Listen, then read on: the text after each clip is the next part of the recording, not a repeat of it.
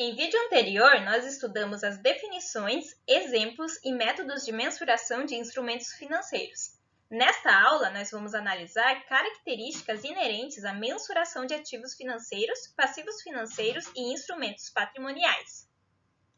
Vamos começar com os ativos financeiros que, conforme já estudamos, podem ser mensurados ao custo amortizado, ao valor justo por meio de outros resultados abrangentes ou a valor justo por meio do resultado. Mensuração ao custo amortizado consiste na apropriação das receitas financeiras ao resultado do exercício. Essa apropriação deve ser feita por competência e com base no ganho efetivo da operação, se for um ativo financeiro. Da mesma forma, a empresa fará o reconhecimento periódico dos fluxos de caixa recebidos. Para definir o modo como o instrumento financeiro será mensurado, a entidade deve analisar o seu modelo de negócios, ou seja, a forma como ela gerencia seus ativos financeiros. Assim, a entidade pode ter como prática adquirir um ativo financeiro, como um CDB, por exemplo, a fim de obter os benefícios econômicos deste ativo. Nesse caso, ela ficará com o CDB até ele vencer, de modo que os ganhos podem ser pagos a ela periodicamente ou de uma única vez, ao final do título. Quando o modelo de negócios de uma entidade é manter o ativo financeiro para receber o principal mais os juros, então o ativo financeiro é mensurado a custo amortizado. Por outro lado, a empresa poderia ter adquirido este mesmo CDB, mas digamos que o modelo de negócio dela é obter ganhos com o título por meio do recebimento do principal mais os juros, ou também obter ganhos por meio da venda antecipada deste ativo. De modo geral, títulos como CDBs possuem valores que oscilam no mercado, principalmente quando esses títulos vencem em longo prazo. Assim, é possível que em determinada data a empresa ganhe mais vendendo o CDB para terceiros, pois naquela data o valor de mercado, ou valor justo, é maior do que o valor de resgate. Assim, se a entidade tem como modelo de negócios obter benefícios econômicos tanto pelo recebimento do principal mais juros, como por meio da venda do ativo, então o ativo financeiro deverá ser mensurado a valor justo por meio de outros resultados abrangentes. Por fim, se a entidade não se enquadra em nenhum dos dois métodos anteriormente comentados, ela reconhecerá seus ativos financeiros a valor justo por meio do resultado.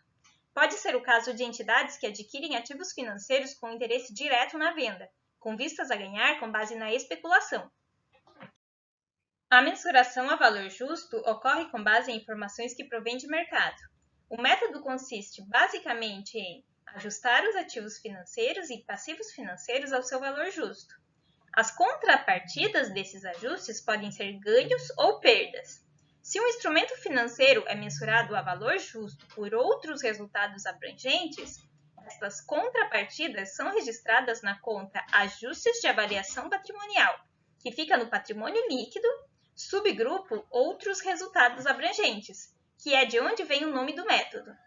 Em contrapartida, se um instrumento financeiro é mensurado a valor justo por meio do resultado, estas contrapartidas são registradas diretamente na demonstração do resultado do exercício. Repare que modelo de negócios não é intenção da entidade. A mensuração dos ativos financeiros é feita com base no histórico de como a entidade gerencia sua carteira de recebíveis e investimentos. Ou seja, a empresa não irá mensurar o ativo financeiro com base no que ela pretende fazer com ele, se vai manter ou se vai vender. A mensuração ocorre com base no que a empresa tem como prática de gerenciamento de instrumentos da mesma natureza do ativo em questão. Agora vamos olhar para os passivos financeiros, que podem ser mensurados pelo custo amortizado ou pelo valor justo por meio do resultado. Alguns exemplos mais famosos de passivos financeiros são contas a pagar, empréstimos e financiamentos e debêntures a pagar. Empréstimos geralmente são solicitados quando uma entidade necessita de recursos de caixa para manter ou expandir suas atividades. Já os financiamentos geralmente estão vinculados à aquisição de algum ativo não circulante, como um equipamento, por exemplo. Existem também outras modalidades de operações financeiras, tais como o desconto de duplicatas, que consistem em obter, junto a uma instituição financeira, um empréstimo, dando como garantia a carteira de recebíveis, ou seja, as contas a receber. Assim, quando o cliente pagar a conta, o dinheiro fica retido diretamente no banco, como forma de pagamento pelo empréstimo. Se o cliente não pagar, a entidade solicitante do empréstimo deverá arcar com o que faltar da dívida. São diversas as modalidades disponíveis para que a empresa possa captar recursos. Ela pode solicitar um empréstimo ou financiamento, como vimos, ou fazer uma operação de desconto de duplicatas, o que é muito comum. Também existem empréstimos rotativos, tais como cheque especial, e indexados, cuja dívida varia a uma taxa flutuante, como a inflação, por exemplo. Operações financeiras também podem ser feitas em moeda estrangeira, estando sujeitas a variações cambiais.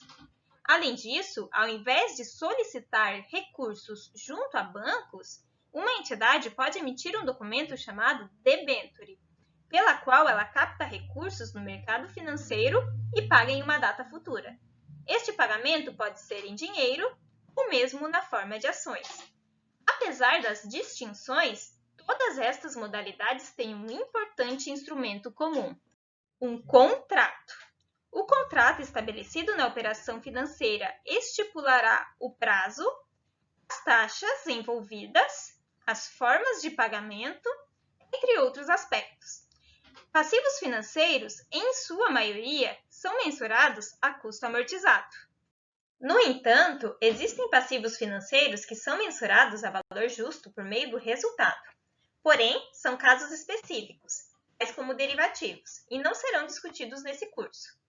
O enfoque será nos passivos financeiros mensurados ao custo amortizado, que englobam a maior parte das operações de empréstimos, financiamentos e aquisições a prazo que conhecemos.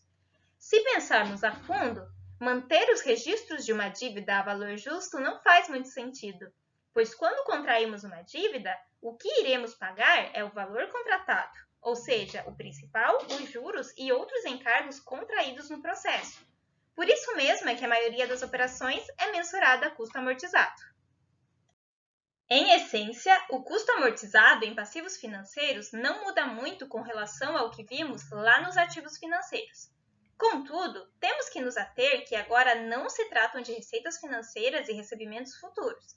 Pelo contrário, teremos que reconhecer, por competência, despesas financeiras ao longo do período, além de apropriar custos de transação e prêmios na emissão do passivo financeiro. Portanto, tendo em vista que a mensuração é pelo custo amortizado, precisamos encontrar a taxa efetiva de juros da operação, pois ela será a taxa com que faremos a apropriação dos encargos financeiros. Enfim, restaram os instrumentos patrimoniais, que podem ser mensurados a valor justo por meio de outros resultados abrangentes ou a valor justo por meio do resultado. No caso de instrumentos patrimoniais, cujas ações são o exemplo mais famoso, a entidade deve escolher se a mensuração é feita a valor justo pelo resultado, ou se é valor justo por outros resultados abrangentes. No entanto, a opção é irrevogável, de modo que, uma vez definido, o método de mensuração não poderá ser modificado. Para instrumentos patrimoniais, a entidade não tem a escolha da mensuração a custo amortizado, pois ações não possuem fluxos de caixa contratuais e pré-estabelecidos. Elas são adquiridas com a intenção de ganhos com dividendos e venda no futuro, mas não há garantia que isso vai acontecer. E assim nós fechamos o assunto instrumentos financeiros. Vimos que, para os ativos financeiros, o modelo de negócios é fundamental para determinar o método de mensuração, e que o modelo de negócios não se baseia na intenção da entidade perante o ativo, e sim na prática de gestão dos instrumentos financeiros, que pode ser a manutenção até o vencimento, a venda ou ambos. Já com relação aos passivos financeiros, a maioria é mensurada ao custo amortizado. Para fechar, instrumentos patrimoniais podem ser mensurados mediante escolha irrevogável a valor justo por meio do resultado ou a valor justo por meio de outros resultados abrangentes. Ficamos por aqui e até a próxima!